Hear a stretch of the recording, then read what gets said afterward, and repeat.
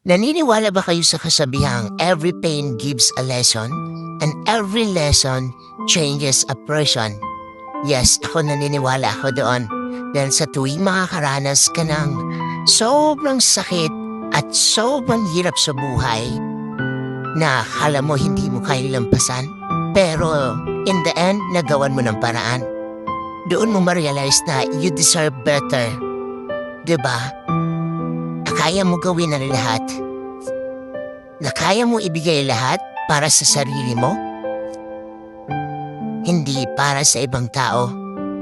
At lalong-lalo na, mas lalo mong minahal ang sarili mo dahil sa mga naranasan mong hirap, sakit, natututo ka na para ipagtanggol lang sarili mo.